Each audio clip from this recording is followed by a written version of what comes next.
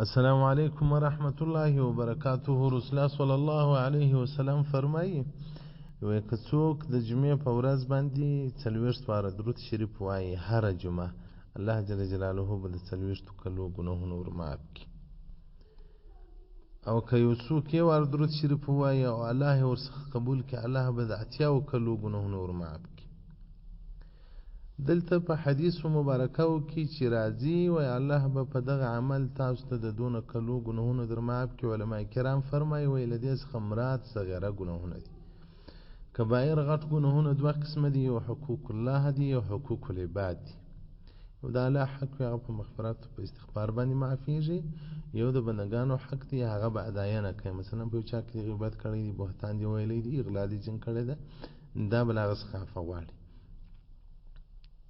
ومن قرأ قل هو الله احد، که څوک قل هو الله شریف ووایي، رسول الله صلی الله علیه وسلم وایي دغه صورت پای ته ورسي، قل هو الله شریف تر پای پورې ووایي، الله جل جلاله به پر هغه پل د جهنم چې پلونه یې پل سیرات دي، پر هغه جسر او پر هغه پله باندې به یو منار ورته جوړ کړي. په ورځ د قیامت به دا مؤمن پر دغه منار باندې تیر سي، تر دوزخ به واوړي، دغه پل به توی کړي. او دغه رنګ بل روایت کې راځي، رسول الله صلی الله علیه وسلم من صلى علی یوم الجمعه، که څوک د جمعې په ورځ باندې پر ما باندې درود وایي 1000 مره، 1000 واره، دغه انسان چې مري مخکې تر مرګ به په جنت کې چې کوم د ځای دی هغه به مخکې تر مرګ وویني. یعنې پر حالت زکندن الله جل جلاله مؤمنانو ته حالات ښکاره کوي د جنت، او دوزخیانو ته الله جل جلاله د دوزخ حالات ښکاره کوي. الله دې موږ تاسو اهل د جنت کړي. الله دې دغه زیری پر موږ تاسو ټول باندې وکړي چې تاسو په اصحاب الیمین کې یاست، تاسو فائزین یاست، تاسو جنتیان یاست، تاسو د رسول الله صلی الله علیه وسلم امتیان یاست. دا زیری دی الله پر موږ تاسو باندې وکړي.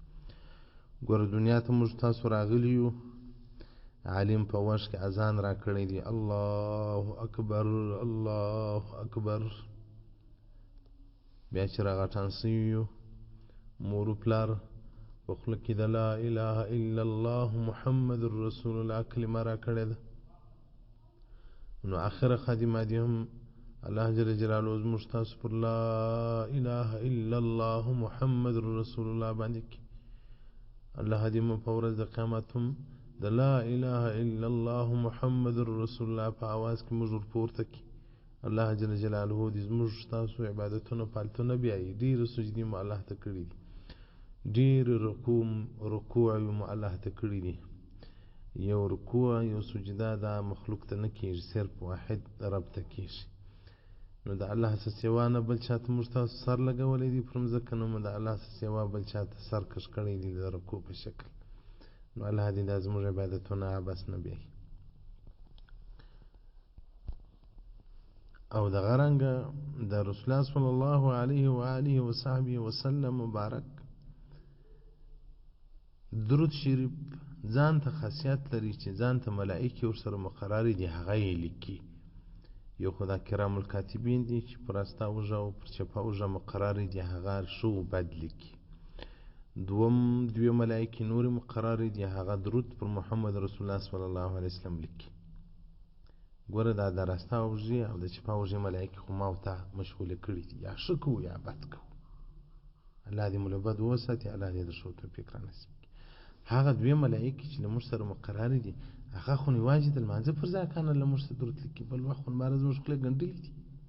د دنیا کې مو څومره خولې مشغوله کړي دي، په د غیبت کې مو څومره خولې مشغوله کړي دي، او په د ناروا او عبث کې مو څومره خولې مشغوله کړي دي. راځي دغه دوی ملائکې چې دا د درود دي، دا مصروفه وساتو پر محمد رسول الله صلی الله علیه وسلم باندې درود وایي. نو ځکه وایي په ورځ د قیامت درې عملنامې راځي، یوه د حسناتو د نیکیو، یوه د سیئاتو د ګناهو، درېیمه د درود شریف. نو که چیرې دغه د بدیو عملنامه درنه سي پر نیکیو باندې، نو بیا ستا درود شریف پر اخلا نیکیو سره جمع کوي. نو که په درود شریف کې شی رانه و، خو باران ولاړ کور دې خراب سو. ابن حبیره وایي ما درود پر محمد صلی الله علیه وسلم باندې وایه، باره بیدېدمه خوب دی، د خوب حالات را باندې راغله، دا د سترګو پورته مې یو خلک ولیدل په تور رنګ باندې درود لیکي د رسول الله صلی الله علیه وسلم په قرطاس په ورقو کې.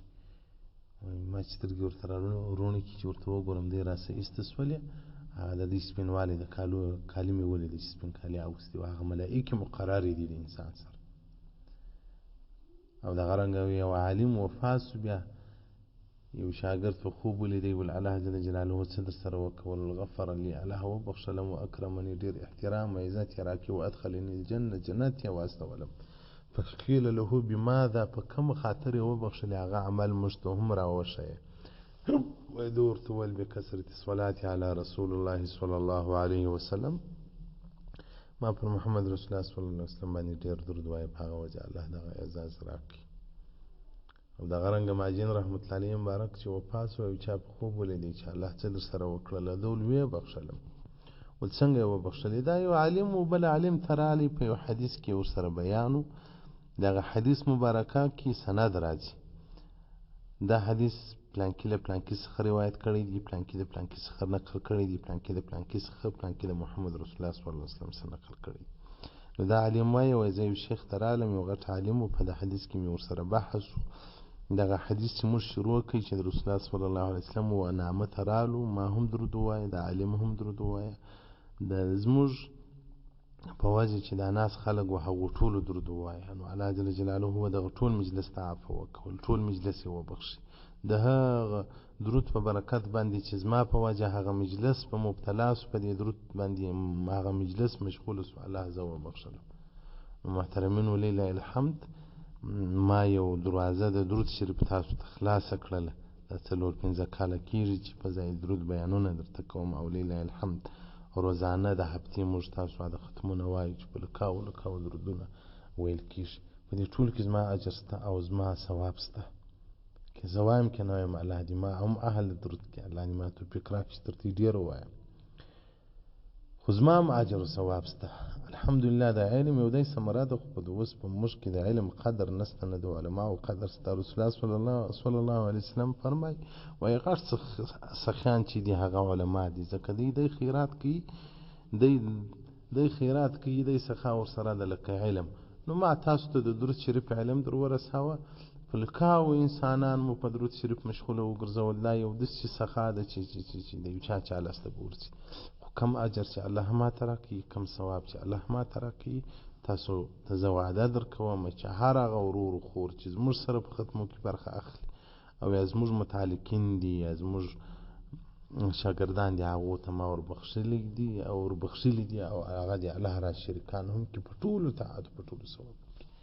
نو تاسو کوشش وکړئ د خپل ماحول و قربانو دغه ښځو او اولادونه په درود شریف باندې سر راجمع کوئ، راسئ دا دونه وخت سره کښېنو ولاړېږو، دغه د جمعې مبارک شپه ده، یو 10 دقیقې که 10 دقیقې هم در باندې ډېرې وي، 15 دقیقې سره کښېنئ، بس اجتماعي ختم وکړئ، اللهم صل علی محمد وعلى آل محمد، اللهم صل علی محمد وعلى آل محمد، کامل درود دی. که د لمانځه درود شریف ویلی شئ نو خو بیا ډېر ثواب لري، ځکه چې په هر عبادت کې، په هر ذکر کې، په هر درود کې چې الفاظ ډېریږي د غومره ثواب ډېریږي. اوس اللهم صل علی محمد وعلى آل محمد دا درود شریف دی، مقام یې د درود دی، ثواب یې د درود دی، خو که څوک درود ابراهیمي ووایي د هغه تورې ډېر دي، د تورو په اندازه باندې ثواب هم ډېریږي. دا دی مثال.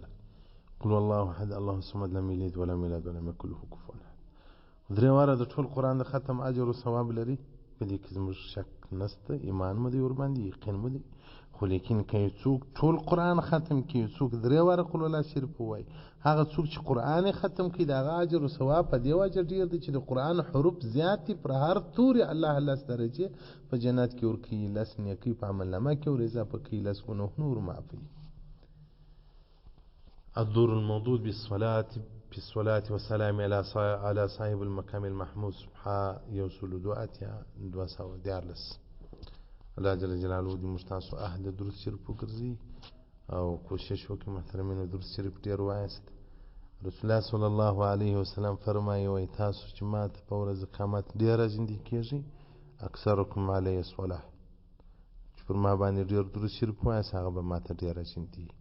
نو راځئ د رسول الله صلی الله علیه وسلم ملګري په جنت کې لاس ته راوړو. الله دې زموږ درودونه قبول کړي، الله دې زموږ ختمونه قبول کړي، الله دې ټول هغه ورونه او خویندې چې زموږ سره په ختمو کې برخه اخلي الله دې خپله رضا کامله ور نصیب کړي او هغه ورونو او خویندې چې زموږ سره په مدرسه کې کومک کوي یا په مسجد کې کومک کوي یا اوس موږ د دوم چت اراده ده چې شروع یې کړو په هغه کې کومک کوي الله دې د خپلې رضا حصه ورکړي الله دې ورڅخه راضي سي الله دې جنت فردوس ور نصیب کړي هر هغه ورور او خور چې زموږ سره په مسجد کې برخه اخلي الله دې خپله رضا ور نصیب کړي د الله تر رضا عظیم شی نشته انبیاو د الله رضا غوښتې ده اولیاو د الله رضا غوښتې ده د انبیاو د اولیاو د ټولو د الله رضا مقصد او مطلب و ژوند یې په دغه کې صرف کړي چې د الله راضي کړي نو هر هغه څوک چې زموږ سره په مسجد کې برخه اخلي د مسجد په جوړولو کې د مسجد په ترمیمولو کې د مدرسې په پراخولو کې الله دې هغو ته اجر عظیم خپله رضا ور نصیب کړي الله دې د دوی په اولادو کې برکت کښېږدي